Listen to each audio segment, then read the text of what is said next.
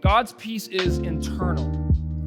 God's peace is a trust. It's a security in knowing who is with you and who has your back and who is working on your behalf.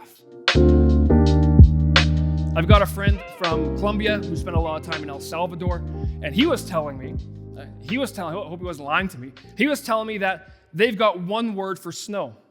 Anyone been to El Salvador or Central America? Tropical, beautiful, close to that center line of the earth. Equator, thank you. There it is. They don't have much snow out there. Nieve is what they refer to as snow. He also uses that word to describe ice cream. Nieve. You look at, if you talk with an Inuit Eskimo, they've got over 30 words to describe snow. It's more of a refined language when it comes to snow. Look at us Canadians. How much language do we have to describe snow? Imagine my friend from El Salvador coming to Canada. David, it's snowing. No, it's not, man. It's just flurries. Right? That's snow without any aggression. Right? No, David, it's snowing. No, man, that's sleet. That is sloppy snow, right? David, it's snowing outside. It's snowing right now. No, that's angry snow. It's called hail. You don't want to go outside on that one. But David, look at this. This is truly snow. No, bro, this is a blizzard, right? This is a blizzard. Finally, David, it's so much snow, I can't see anything. No, dude, this is a whiteout, right? The more you have something in your culture, the more language is developed to describe it and work around it. And the growing language in our world around fear, anxiety, depression is really, what it really is, it's showing an expression of something that has taken root in our culture, in our human lives, in our every single day lives, about how it can control us, how it can dictate where we're going, what we're doing, how the lens that we view our world. Phobias, fear. Phobia is literally just fear. Whatever label you want to slap on it, it's just fear. Right now, we're going to dive into the process of peace. We're going to talk about what real peace is. We're going to look at the promise of peace, of what God's promise is when it comes to peace. Because there is a way that you can experience real peace in your life, despite the chaos, despite the storm, despite the problems that are coming at you. Does that sound good? Because normally we equate peace to no problems, lack of problems, serenity now, right? For all you Seinfeld lovers out there.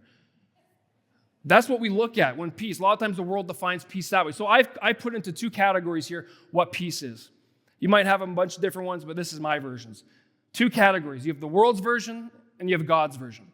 The world's version of peace, which is a popular version, what most people try to pursue, what they try to go after. It's an external manipulation of your events, an external manipulation of your problems, trying to remove yourself from things that might cause you stress, trying to remove yourself. It's external manipulation. It's forced, trying to force peace to happen in your world.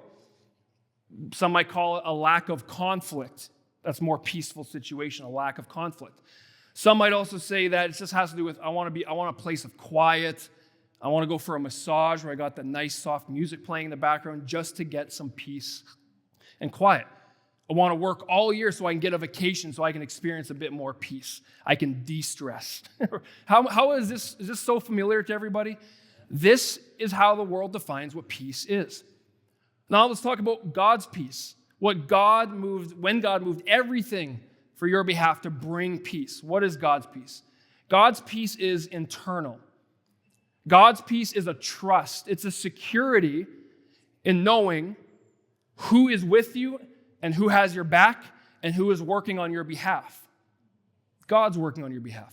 It's internal.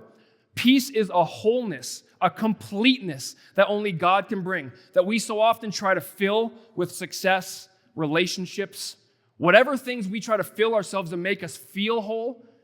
God's version is God brings the wholeness and the completeness. In Colossians 3:15, there's this verse that has just jumped out at me last night as I was studying, and I've read it a million times before, and you guys have probably all heard it before as well, but one word stood out to me. It's in Colossians 3:15. It says, and let the peace of God rule in your hearts. I've always just taken that as I've probably digested the information. Okay, that sounds great. I'm going to let the peace of God rule in my heart. I'm just going to let it happen. All right, is it happening? Is it going? But then this word jumped out at me, and we passed over it probably over and over again. It's the word let. So I started thinking, what does the word let imply? Well, to me, it implies authority. It implies choice. It implies action. It actually implies onus on you, on me. And let.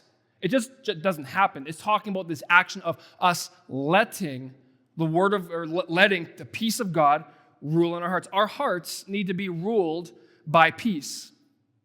And the whole message is based around this next point right here, which is we're going to dive into the how. I've painted the picture of what the peace is, of what God's peace is. Now we're going to look at, okay, what's the how? Because as I said in Colossians, it says let. That implies action. That implies process. We're going to look at the process of peace with the Prince of Peace. And it's simple as this, is do not pursue peace.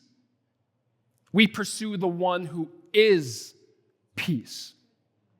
Now, I'm preaching to myself because there's so many times in life where I start pursuing the benefits of something, trying to get something right, or trying to figure out where I feel like, okay, I'll get that and I will feel better. It will help me along.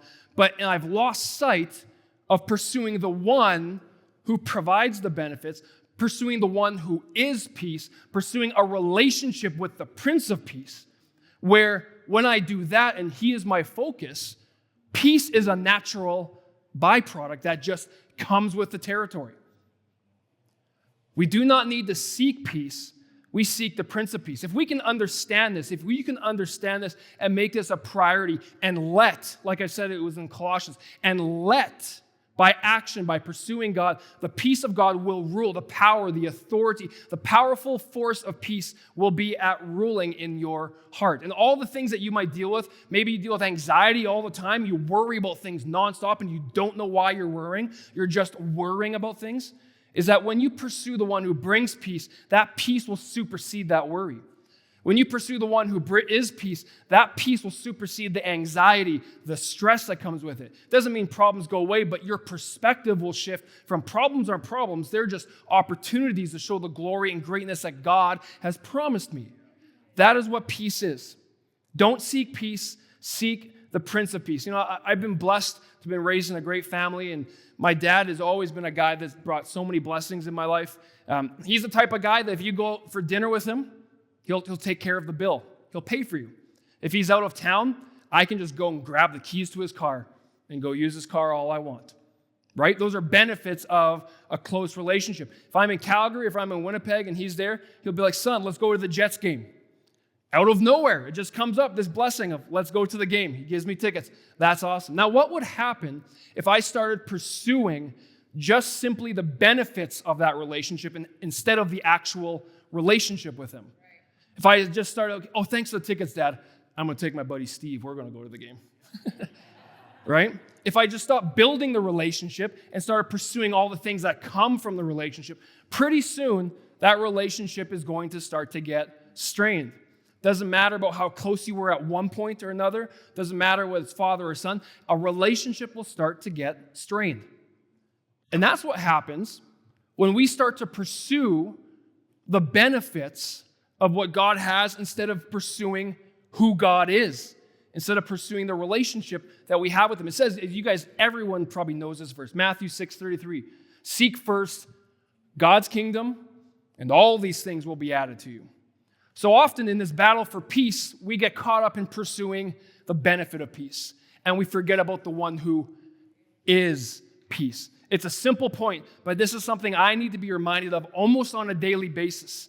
And in the action of reminding ourselves, we are now letting, we're bringing action towards the word let, of pursuing and building that relationship with God. How? By getting into his word, by spending time with him, by praying to him, by talking with God. He just like you talk to your neighbor or your wife or your friend, bringing out and just having that communication. And when we do that, When we do this, we will start to understand and feel the force of peace, the guiding voice of our life. Do you recognize that voice? Do you listen to that voice? Do you choose to have that voice? Or are there other voices in your world, in your life, that you have let speak to your heart, to dictate your feelings, your thoughts, what's going on? Maybe it's the voice of a spouse that actually is the one that has the ability to make or break you. Now, of course, spouses are extremely important, but if it takes the place of God's voice, it's now in the wrong order. Maybe the voice of news has become the voice that is guiding you and leading you. Maybe your emotions are dictated by what's happening on Fox that day or what's happening on CNN. Maybe the voice that guides you is your bank account. Maybe it's, I got more money, I'm feeling good. Maybe that becomes your voice. It could be a whole variety of things, but when they replace the voice of God in your life, it's now in the wrong order. When we pursue the one who brings peace, we get to know his voice, and his voice will lead you, guide you, as it says in the Psalms, lead you beside still waters where this powerful force of peace becomes yours. But if you let other voices become a voice that speaks to your soul, the dangerous thing is that those voices can very quickly become your voice. And we just need God's voice to be the one speaking, which comes back to you as an action to building that relationship with God.